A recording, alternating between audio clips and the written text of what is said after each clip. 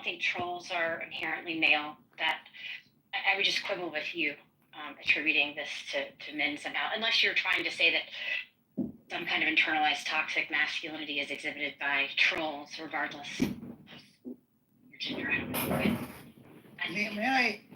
May I was here in the beginning of Clubhouse, and so was Victoria and Brad and Mojo.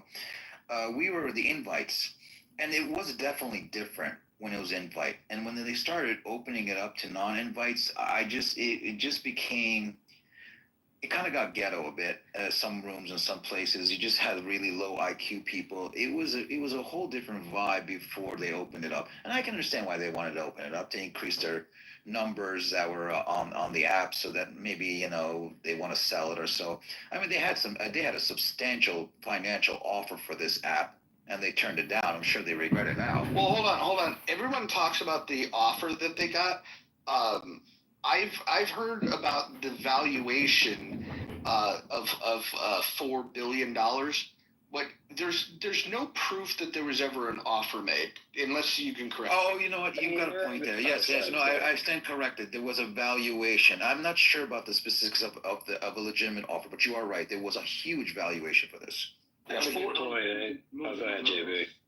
I just need to publicly apologize. Brad, I want to apologize to you publicly for ever fighting with you over this woman. She's what killed this app. The toxic femininity on this app. When you can't even ask a simple question without any bass in your voice, and they turn around and say, see, you're proving my point. Brad, man to man, I sincerely apologize to you. Takes a big man to apologize. And I was just going to say, go ahead, Mojo. I think you were going to say. I was just going to quickly say, it's been a long time, but Victoria, do you remember when you and I hosted a room? Yes. Yeah, I do, actually. Yeah, and it sounds like you're trying now to lump me into this category of like these toxic men. When did you turn on me? Well, she's still muted. So I was going to say real quick. So first off, yes, you're correct, Roger. When I said earlier about the valuation, I didn't say they had an offer, but yeah, they were valued at billions and billions. And I just want to say, I think Kelly pretty much summed it up well. Regarding her, I have to say, somewhat outlandish claim. And I know Victoria knows me from other rooms. She knows them on the left. But to come in here and say, well, all these male voices are the reason why this app is down. You can't say with a straight face that there aren't women on this app that come to fight, that come for the accident, that come for the train wreck, that come for the content. I think the toxicity is actually equal on this app. Maybe not out there in the real world, but it most certainly is on this app. You cannot just to pigeonhole that it's only the male, and then there is toxicity. I think that's actually like a fair observation. That there used to be, like, I remember logging in on this app and seeing like 3 different rooms at the same time that I wanted to be able to listen to. It's About Time or Science Society or other rooms. Like, these were all like intelligent people that were contributing, and the only content that we see now is like, how can you burn somebody? How can you troll somebody? Like, even just changing the name of this room, for example. There's a room right now that's run by women. It's for RPO, research purposes only. They have some male mods, but I believe it was founded by women. And literally the room title is, would you rather be a child predator or queer? That's not really a kumbaya.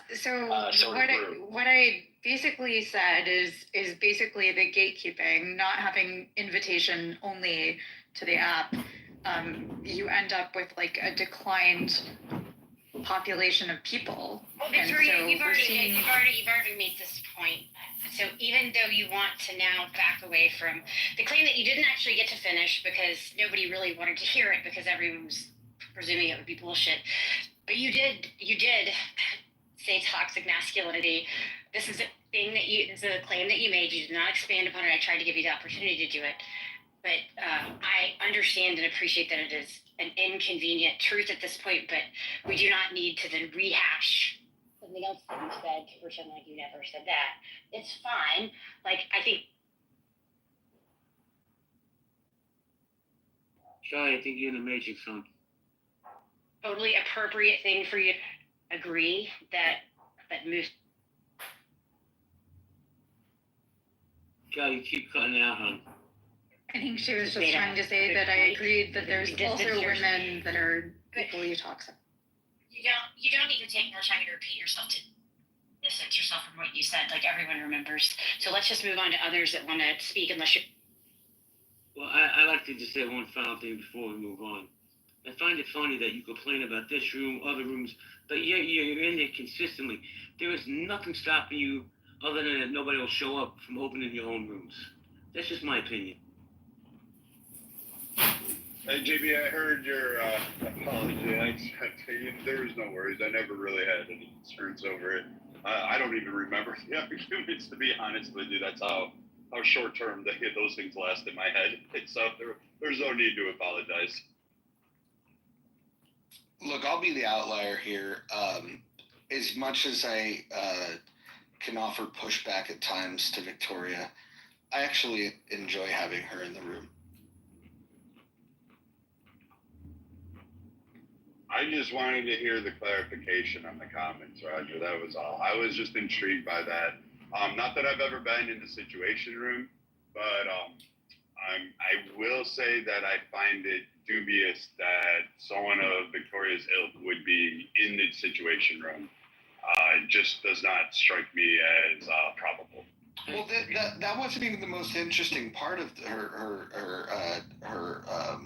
submission the other night. The most interesting part was the way that she was made to feel by Donald Trump. Donald Trump, was it a look or was it a comment?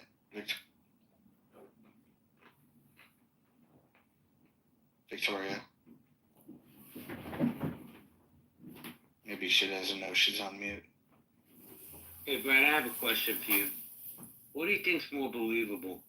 Joe B being in the NSA or Dismal being in the Situation Room for 3 presidents? I'll go with Joe B.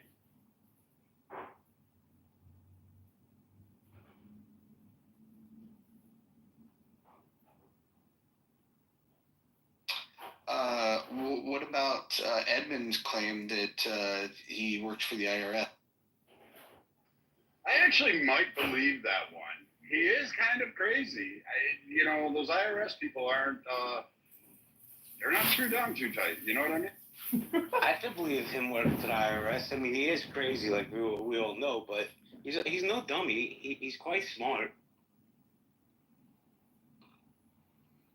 I actually want to help him with his political campaign. Not again, because you and I have helped. What? We are now on. What would this be? 5, 6 people so far that we've helped and donated and offered assistance. Well, they don't really listen to us, Brad. They just they want us to do rooms with them, but they don't really listen to what we. Shit, I helped raise money on one of them. I put them in touch with people. Gerard wrote fucking things. I mean, we did whole speeches. No. I'm not helping anybody that's running for office. And one of the fuckers used to be on Clubhouse and then got elected. And it turns out he was a whole different person. He had as many personalities as Victoria did. How is Gerard doing? He's doing good. He's doing his thing. He's actually getting more and more in depth with the RNC and political circles. So he's moving up the chain and he's doing his thing. He's rocking it out. Do you guys remember when we did the fundraiser for the guy that was running for U.S. Senate in New York, Tom Queter? And he had a wheelchair that he's bound by, and he needed a new one. His insurance wasn't paying for it, and within about an hour, we raised $11,000 for him to get a new wheelchair. That was one of the more interesting rooms. And we also helped Tom Slocum. Not that I really personally liked him, but we helped him. massively in ways. I mean, not that you're going to win against a guy who's got a 98% approval rating for his district, but I mean, we still offered the opportunity and the assistance, and we thought it was, a long shot in the wind, but we gave it our all. I'm not helping anybody that's running for office.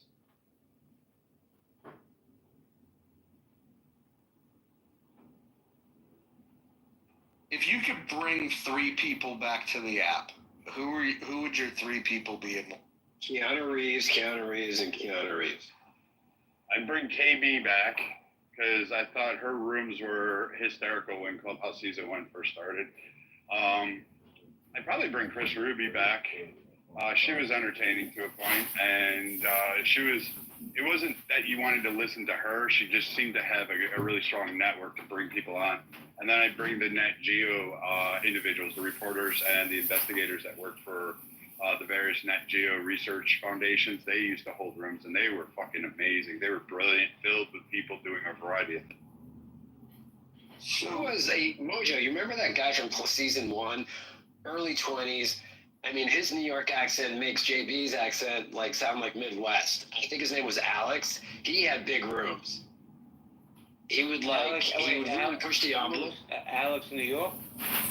Oh yeah, Alex New York. Is he still on here? No, he hasn't been on here in a while. And I will say this: he was easily one of the most gifted people on this app when it came to understanding what buttons to press, how to get a room going. If the room didn't start fast enough, he would just end it and start a new one. Alex New York, I've had private conversations with him. That dude needs a podcast. That dude is quicker witted than probably anybody on this app. I think And Tyler's tech news around the world, Paul's It's About Time, and there is a guy who led a lot of philosophy of language rooms, warranting. Those are the people I would bring back. All the fun people. They had It's About Time on Saturday morning had many people listen. Do you see how annoying it is when you get cut off before you're finished, Victoria? Or excuse me, Dismal. That's why I muted you before you were finished to make that point. So please just keep that in mind moving. if I could bring back 3 people, I would bring back Ned. I think Ned was the best at what he did. I think the way that he moderated a room, where he was able to get the crazies in, but keep them in check, and but also bring highly intellectual people to the table. I think he would be a value add if he were back. Other people that I would want to see come back to the app that I think would be a huge value would be something like I don't know if you guys would even remember some of these people. Well, Justin Higgins, as much as I thought he was kind of like a twerp, he was very good at getting people. He was getting sitting congressmen, former directors of the CIA. He got a lot of interesting people onto this app to interview them. I didn't like the structure that he had, but the structure that he had was the only way those people were going to agree to come on the stage.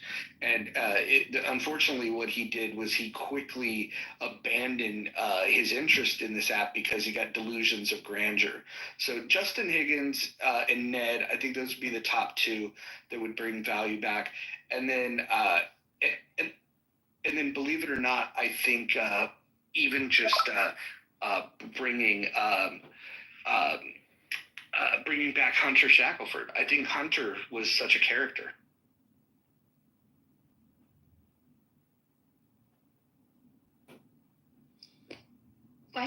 Who is Ned, and what room did he lead that I perhaps missed? Ned used to do rooms all the time. Kelly, like, how would you describe Ned? Yeah, Ned generally I don't know. had pretty open discussions with really. He would have interesting people, like a variety, not some sort of set panel, but a lot of people that people who have been around for a while would have considered, like, I guess, heavy hitters, things like that. Ned was in community with them, and so they would spend time in his rooms, and generally the topics would be current events, like often steered towards politics, but also often steered toward I hate to say like culture war issues, but like that's what they're often reduced to now. But this was years ago, before people were having these kinds of discussions in the same ways. And Ned managed to keep the conversation really efficient, even with the quote unquote heavy hitters. He had a way of managing the stage to keep them from dominating, being boring, etc., and also including randos that he didn't know.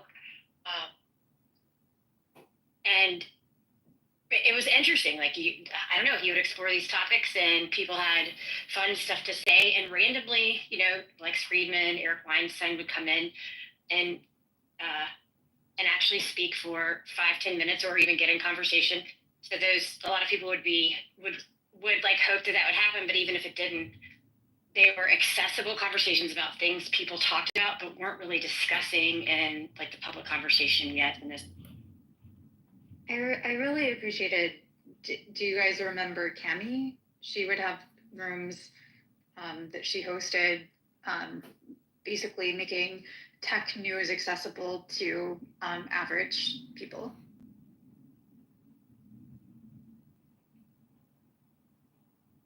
Scientific and basically STEM related topics.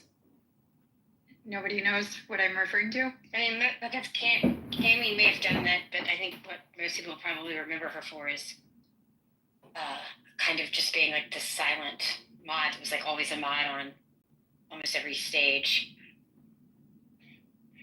She didn't, the discussions you're talking about, most people don't remember her from that, at least on this side of like political clubhouse, I guess, for lack of a better word. She did a ton of like really quickly. Hold on, just a second. Hopefully, I wasn't breaking up when I responded to you, Roger. But do you think that was a good summary of what Ned's rooms? Yeah, I think so. I think he's probably one of the smartest people, one of the best communicators, and what he was able to do is take his time to curate a space, and instead of like doing the volume of rooms like you and I would do, like marathons, every day, or the room would last a week or some shit like that, Ned would be like, maybe once a week, maybe twice a week at the most, and he would put more thought into it. And because of that, I just feel like the quality of his rooms, I don't think there's ever been anybody that's had higher quality rooms than he has. That's my opinion. Cammie's an interesting one. She's somebody that would follow me, unfollow me, follow me, unfollow me, and then she, once Healthy Debates started like blowing up, then she was definitely following. And then we'd do the whole thing where we'd bring her on the stage and we'd give her a mod badge, and she'd just park there, probably not even listening to the app. But she did these rooms that she would open, and she'd be like, okay, guys, this room's only going to be open for 15 minutes. Let's say something positive. And I'd sit in there, and like people would go around the room saying the most fucking mundane shit. And then she'd just be like, okay, everybody, I'm gone. And then the room would be over. So my experience with her was that I thought she was a clout chaser. She did seem nice, and she actually has real world experience, which, that's something that most people on this app can't say. Like where she's done some cool shit. But the way that she engaged was definitely very clout chasing. That was at a time when they thought that, hey, as long as you have followers, somehow, some way, you're going to be able to monetize that. And like, I wouldn't say she was a grifter, because I don't know what her grift was, but she was definitely in it for the. don't bring back that phrase. Those clout chasing phrases. Oh, I hated that in season 2. I think it's interesting. I'm with you on there, 100%. The cloud chasing was so bizarre. And to JB's point earlier about all the grifters on here, I didn't realize like everyone and their mother in the kitchen sink were life coaches. Yeah, there are definitely those things. I will note like a couple of times that I've seen Eric Weinstein on the app, it was in Cammy's rooms. Eric Weinstein was a regular in Healthy Debates. He came to all the rooms. He would bop around all the time. Yeah, he was one of the 50 people that they made it where when you downloaded the app, here's the 50 people that you might want to follow, and then you could click one button and you're following him. And as a result, he had like 8 million followers or some shit like that. That's why when he would come in the room, like we used to refer to it as the Weinstein bump. Back at peak popularity, if he jumped in the room, you would get about 100, maybe 200 people, and if he jumped on the stage, you'd get about 800 people that would pile in. So like there was a huge jump when he would pop in. What was his deal again? Was he a big financial guy? What was he used to work for Teal,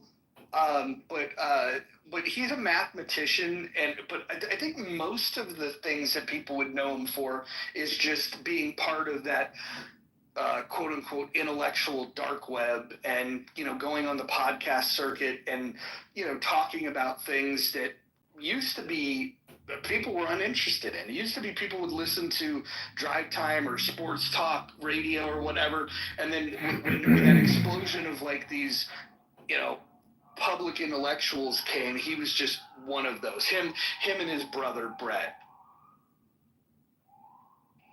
He was also fun in the political spaces because he seemed to have a flair for it. He liked having the discussions, and he would stay for a while. I know a couple of times he parked up there for a couple hours. And it was like, Jesus, guy's brilliant. Yeah, I saw him in a lot of the philosophy spaces.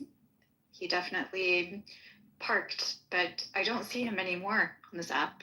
The last person that had much of an audience that would come to the room regularly and participate on the stage was Lex Friedman. He's probably the last of the celebrities that, if you want to call him that. He would sometimes randomly appear in Cammy's spaces. Lex just didn't like the recorded part. He did not want to be recorded. What Lex appreciated about what did he do? Lex Friedman's a podcaster. He's an engineer. He's if you listen to him, some people love him, some people hate him. He speaks very slowly, but he likes to get people on his podcast and get into some pretty deep conversations.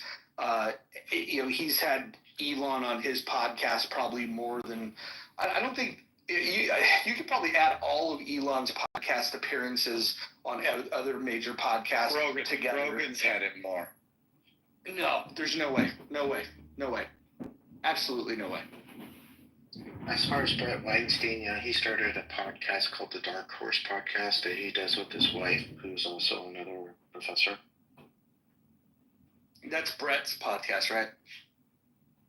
Yeah, Brett and his wife. Yeah. Brett kind of lost his mind over some of these things. Like, he wanted to start the Unity Party. That fizzled out, and then he went into the claims that he made about COVID were pretty crazy. I think most people have kind of discredited Brett at this stage. Well, he knew it wasn't a wet market early on, and his master's thesis was in bats. So some of it he wasn't totally right. I'm not defending him; he is crazy, but some of it in the beginning was interesting.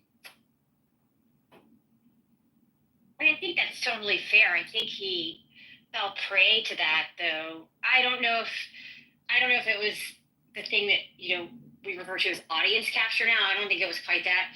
I'm not sure if it was he felt being in the spotlight fear. considered heterodox and having a point of view that he stood by that was later proven correct. But it's as if his ability to discern fact from fiction, or base a claim on evidence as he had before, was completely lost to that moment of glory. He first came on. Okay. No, sorry, I was just gonna say, and I don't know that he's come back from that. It's pretty sad. He first came on my radar because he and his wife were both professors at Evergreen University in Washington State, which is one of the most liberal universities in the country, and they declared that used to be. They sued and won a large court case from them. They used to be. No, yeah, yes, that's why he first came on my radar, and there was a day that they wanted all the Caucasian people to stay home, and he thought that was ridiculous and went, and they ended up protesting, and they got both of them fired. Yeah, that's also the university tied up physically the president. Those protesters tied up and kept the president in his office and made him communicate without hands moving because his hands were offensive. It was a pretty crazy period. I wonder whatever happened to all those COVID, the ones that were eventually debunked, all the Dr. Copeland types. I really wonder what happened to them, because they used to have such a massive following, and even some of the people on the stage, I'll point to one, I don't know if she's still here because I'm driving, but these people were going from room to room and regurgitating all of that stuff, and I find it fascinating that they're no longer on the app. It's just wonder where they went off to, and just kind of wish they had come back, because it was entertaining for. Dr. Catherine is still on here. You said Dr. Copeland. Dr. Copeland been on the app within the last month. I just saw him within the last month or two for sure. You know what was funny? Dr. Catherine was pretty well liked on here by most people. And when she got over to Chatter, she was one of the people that would turn on her camera, and she would just sit there and pose for the camera and do duck lips and drink wine, and then she'd get up and she'd dance. It was very fucking bizarre. And even though I thought she was, I don't know, I wouldn't say I liked her, but I didn't dislike her. Most people were like, what the fuck is up with this chick? It was when she was on Chatter, that's when everybody was just like, dude, she's a weirdo. Oh, she's just having fun,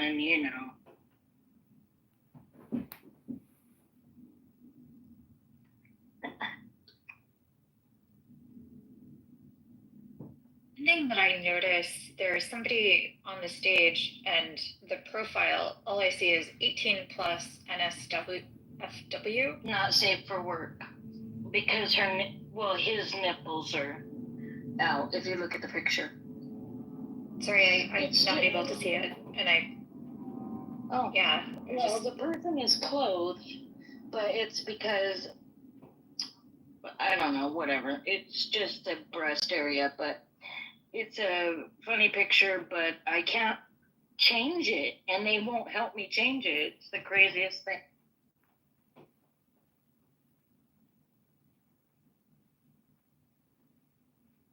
Dawn, are you on drugs? No. I don't do drugs, Roger. And I don't drink. No.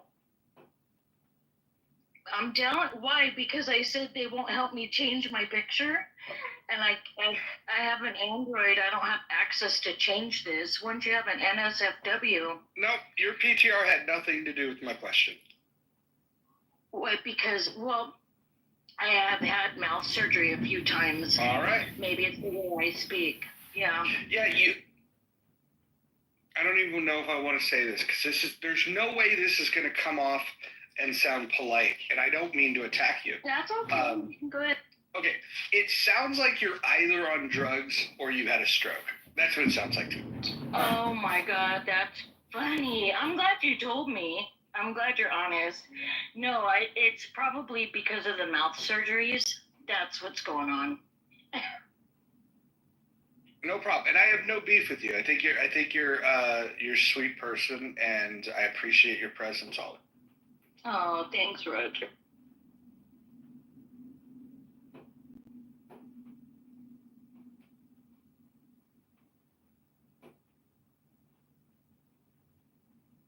So did we determine who killed Clubhouse? Can we agree that it was the boring people? Yeah, it was. I say I never turned me. I say it was the trolls. Not single handedly, but I think the trolls played a major role in killing Clubhouse. The trolls. I blame Hikima. If he spent less time creating children and more time focused on the app would be a better place. 100%. So maybe if I stay off the app, it'd be better. Okay, Brian, got you. I mean, you already have a football team. I mean, you might as well add a baseball team and a lacrosse team and a soccer team. He made at least one superstar. You got to admit.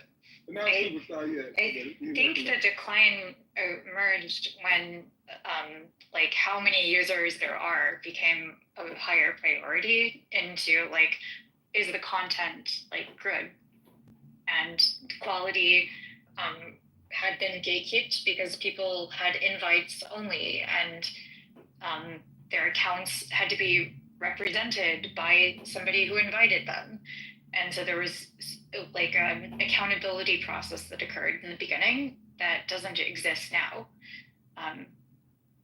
That I think is where things started to unwind or decline. Even though, like, if you speak other languages, like there are large rooms that occur, like Chinese rooms, for example.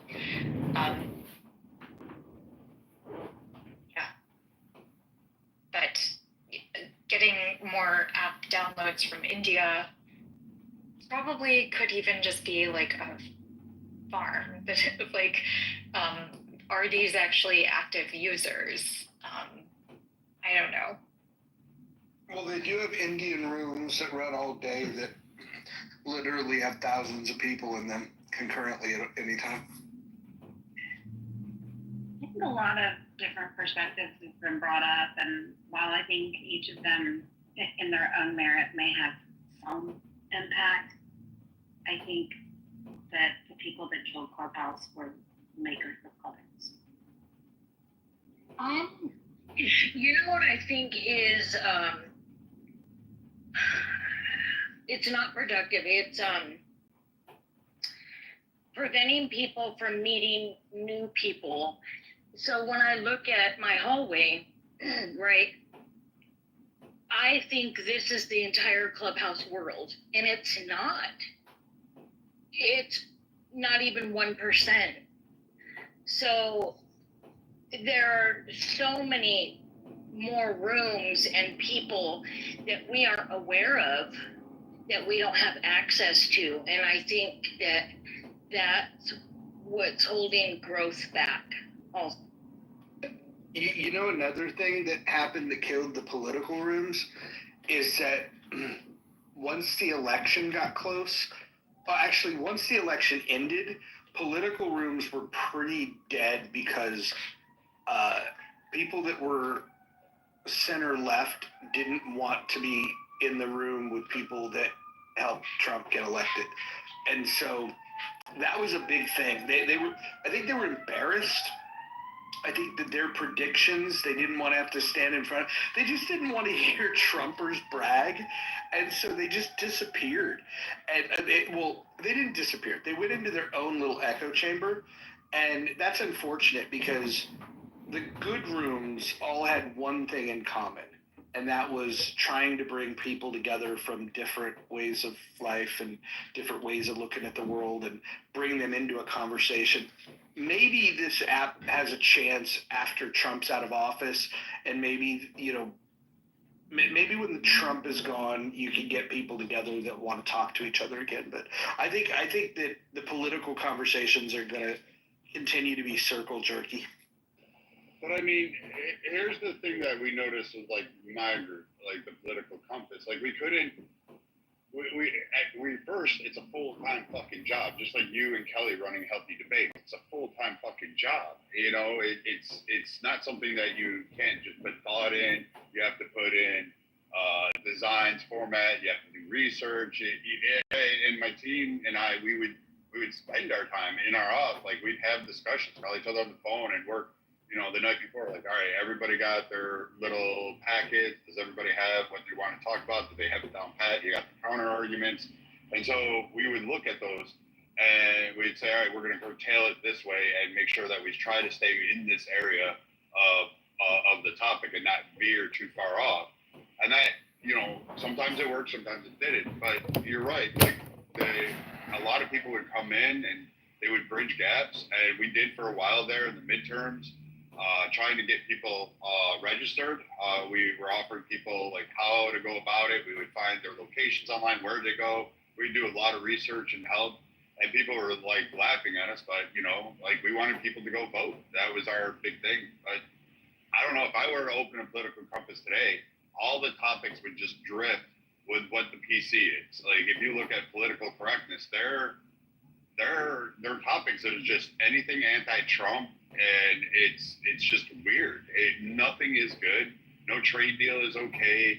No steps towards peace is fine. Nothing this man does is at all good. And then you get like the Victoria trolls that just will continue to go on and on and on. And it's boring. Like, when are you going to fight?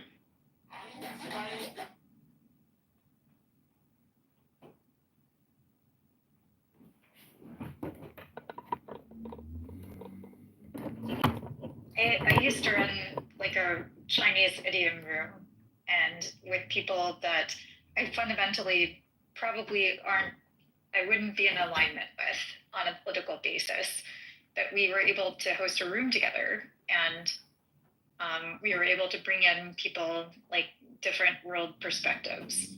And I think that's like what's unfortunately being lost. Like manners no longer exist. People think that it's acceptable to just insult individuals, and I've even found myself like doing that at times, and I like it's ridiculous. Like, so accountability requires that people actually buy in to something, and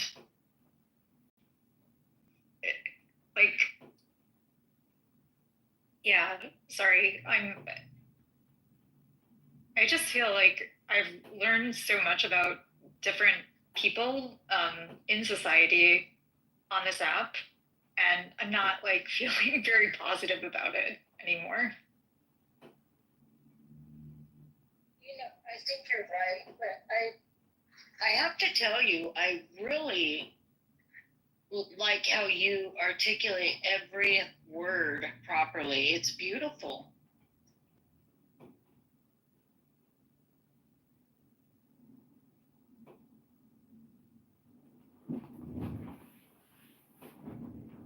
You know what I'm noticing has decreased is the amount of people that want to come onto the stage and instead of make a point at all, they center their entire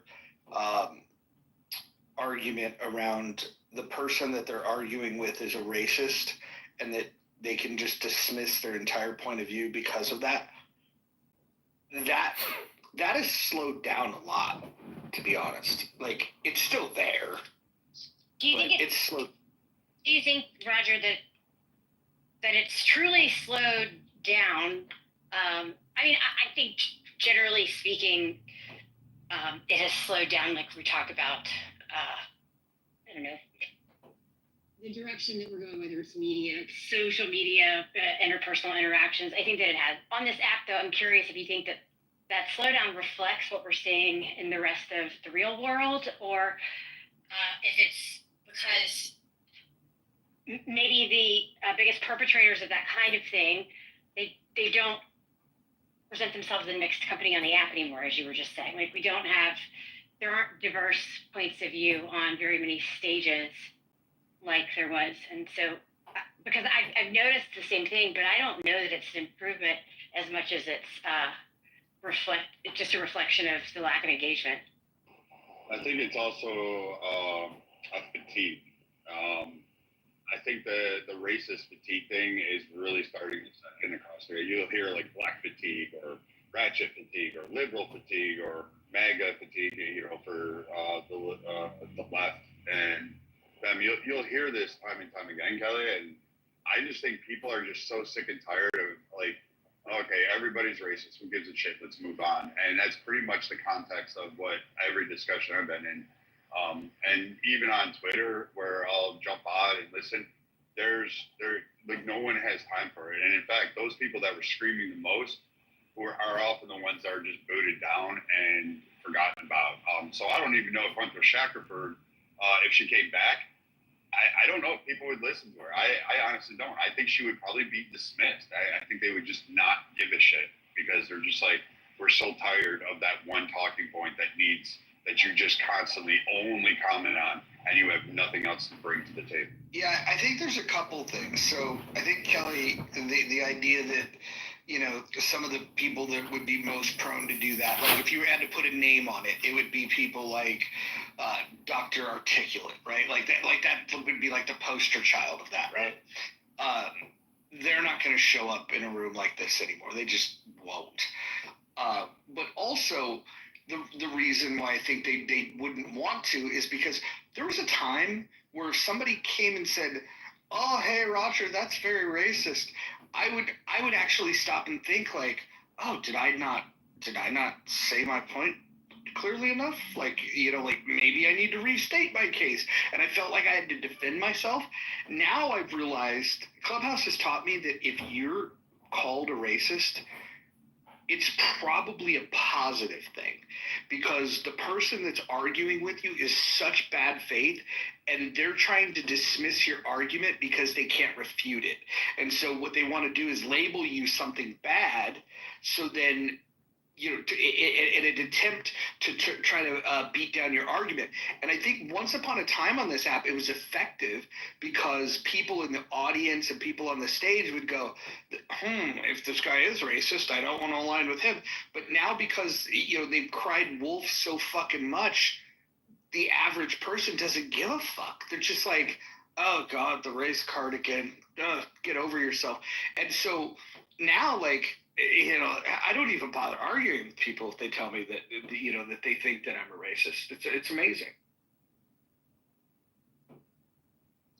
Yeah, that's fair. That's fair. The main reason I asked the question, though, and then Victoria, you can jump in if Roger doesn't want to reply to this, is because it still happens in spaces where that kind of interaction is welcomed. Obviously, it's not happening in like a contentious way, right? Unless someone random like happens upon one of their stages and they get chewed up and spit out. But and I don't even mean to like make a claim against one side versus the other because this is something I notice in left-leaning spaces. You have other behavior that you'll see in right-leaning spaces, and like we already said, we don't have much cross-pollination. Anyway, seeing that happen makes me like I understand that it's still one of the weapons that people are using to fight in the quote-unquote big war, I guess, whether it's a culture war or anything else. So it's still happening. I think you're right. They're probably not going to get the feedback that they would get before, the satisfaction, etc. And the incentives are different on Clubhouse than in the real world. I think ultimately the thing that it makes me recognize is that the echo chambers are the biggest thing that I think will keep people divided. I don't even mean just on Clubhouse. If you only watch Fox News or you only watch MSNBC, if everyone in your family you share a political point of view and you don't talk politics except for with those people, like that's going to be the worst.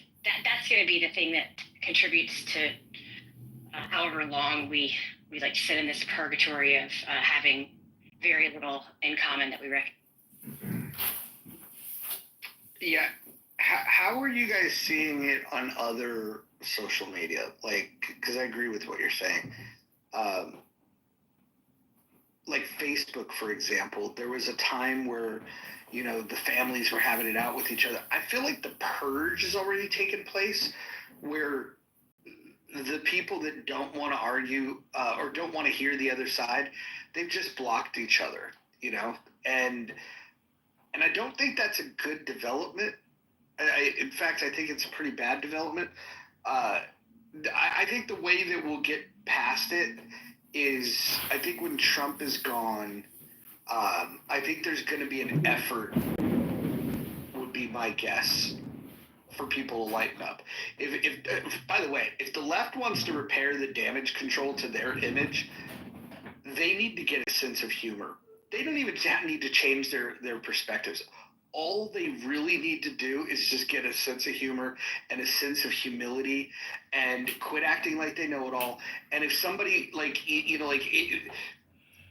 the whole own the libs thing, if somebody makes a joke and makes a mockery of a leftist position, the most powerful thing they could do is, instead of trying to battle and refute it and call the person a racist, all they should do is just laugh and say, "Oh, good one." That would completely nullify, the escalation of those tensions. But I think what's weird is, when I was a kid, the stuffy people, the people that didn't allow criticism, were all on the right. And now it's like it's shifted to, it's not that the right it doesn't do this anymore, but now the left is doing it way more extreme than the right ever had. And so that's why I think the middle have abandoned them, is that the sanctimonious assholes, there's more of them on the left now than there are on the right. And I think that's probably the big. I don't know. I think a lot more people abandoned the left, as evidenced by their online footprint, their podcast decreases, their reach, their favorability ratings in polling. In fact, they lost in an election that we all knew was coming, but the left was very hyper focused that they were the way forward and everybody should agree with it. And then you see the world at large refuting back on the ideas of where the left was once there. The Angela Merkel faction of Europe is more or less ostracized out of politics now. They're getting pushed out, and they're being rebelled against by the people that they govern over. So I don't know if you're going to get the left to agree to that. I just think a lot of people are just leaving the left, saying, I just can't deal with it, and they just keep growing smaller and smaller, and we'll just start over under something post-Trump. We'll just have this bigger tent that we'll just have the faction out. I think the biggest factor that I'm at least observing is just we're not appropriately socializing people into society, and we have when I was growing up, at least I was a Girl Scout, and that Girl Scout promise, on my honor, I will try to serve God and my country, to help people at all times, and to live by the Girl Scout law.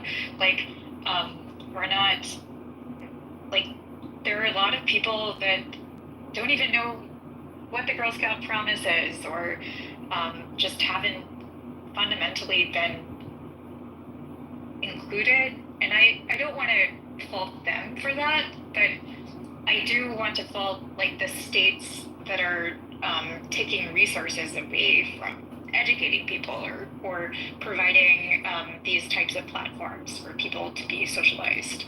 And I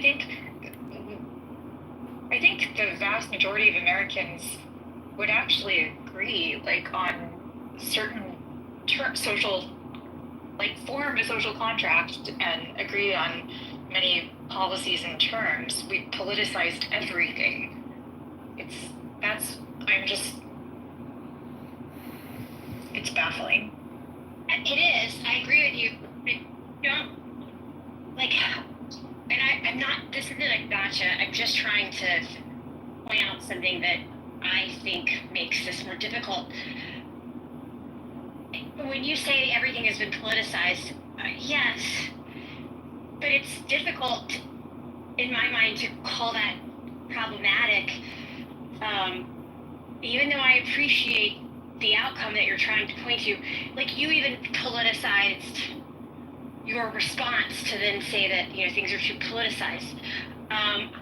Like I think when some of the institutions that were relied on for a long time they don't keep up with the needs that they're meant to meet, and people want to see change. They want to see that change. I don't know that people always have the correct solution, and you know that takes time. But when there's trouble, it's meant to be politicized. Now I get it. You don't want that to mean that people cannot be friendly with one another.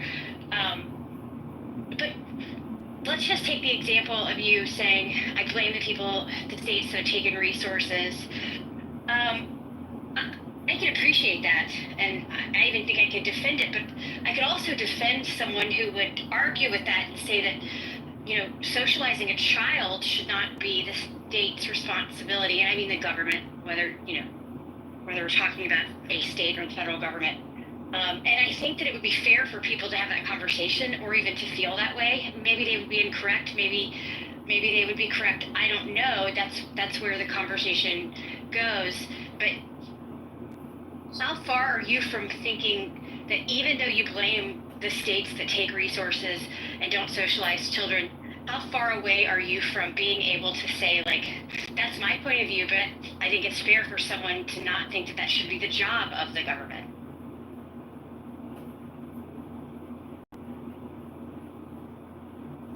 It's interesting you say that, because everyone's got an idea of a problem they want to solve, and the first thing that they talk about is the government's role in it, rather than even asking the question of, like, what is the government's role in this?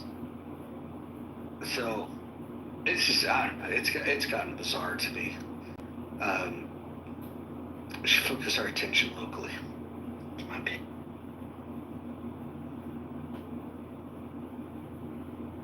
So what I was referring to is, unfortunately, there are localities, probably not where you live, Mojo, but there are localities in the United States that don't have substantial resources and rely, unfortunately, on U.S.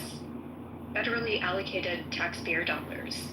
And those are the communities that are feeling like they've been dismissed. They're the flyover territory, etc. And we're seeing like the consequences arise. And but that's been a 50-year, 100-year freaking fight. Like the flyover country, the Rust Belt, have been complaining for fucking a century. I mean, since the 70s. Like that's not a new argument. That was something that was actually held by, like, I would say one side of the political aisle much more vociferously. Not that they did as much as they promised, not nowhere near what they promised, but they used to be that champion for that. And now to hear it come from another political faction, it comes across as hollow, because remember, they just cling too tightly to their Bibles and guns.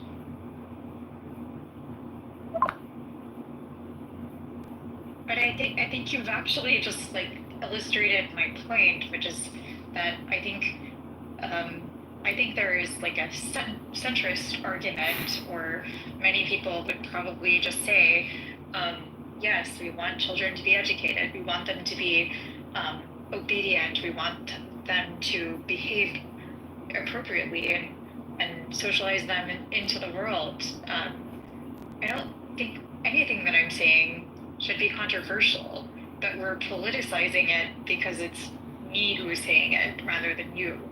That's actually untrue. I don't know, unless you're speaking specifically, Brad, but I don't know why you would assume that someone politicized it because you, Dismal, made this statement. I was very clear and tried to even speak slowly and ask the question in a way that if you didn't understand it, it would be easy enough for you to say so and have me restate it. But I only asked you if you were able to set aside your belief of what is true, not set it aside so that you don't believe it anymore, but set it to the side long enough to appreciate that there might be an honestly held opposing point of view.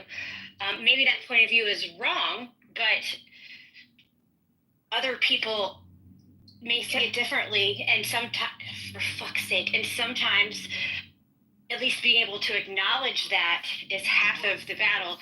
But you couldn't even acknowledge that. You just disregarded what I asked you altogether and restated and then made an accusation.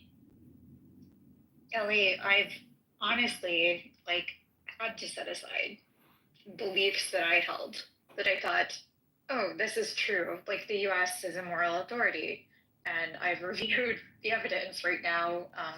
Victoria, into Pariah State honestly, territory. please don't do this. Like, I feel like this has been somewhat productive. I mean, if you want to crash out, I'm sure everyone will enjoy it. So you can do this rant if you want. I've heard it 1,000 times, so don't do it for my benefit. If you want to answer the question directly, please go ahead. Otherwise, I'm not interested. I'm not interested in like the performance that you're about to do. But again, I'm not going to stop you.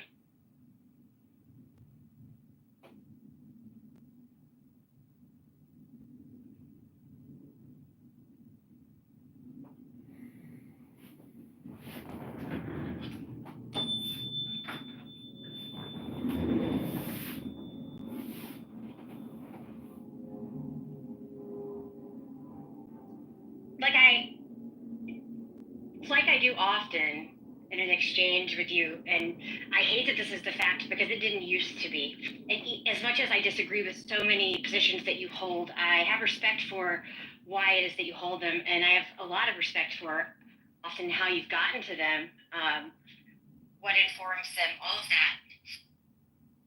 The problem is that I don't think that this is intentional at all. I'm not sure what's causing it. Like I said, it's a more recent development.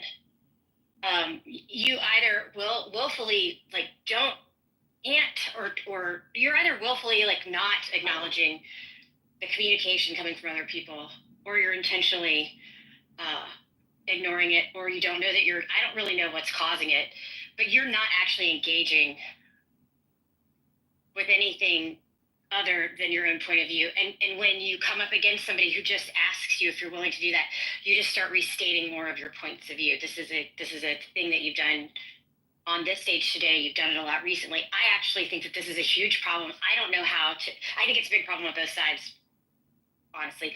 And I don't know how to get through to people that do this, where the only thing that they are holding on to in this frantic way is what they believe to be true, and they're not going to have a discussion outside of re-announcing those things.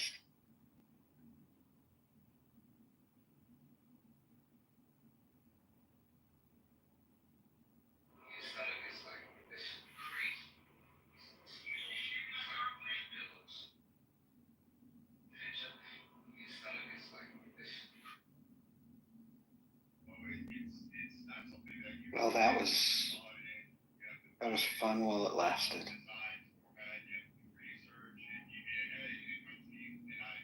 The original title of the room was talking about who ruined Clubhouse, and there was a conversation yesterday that Lou had on here, Lou Fax, about it was a Clubhouse reunion, and a lot of people joined that room. A lot of people joined his rooms, frequently, but some people had returned that hadn't been on the app in a while, and then today, Jonathan Bing felt the need to start a room saying, Clubhouse reunion,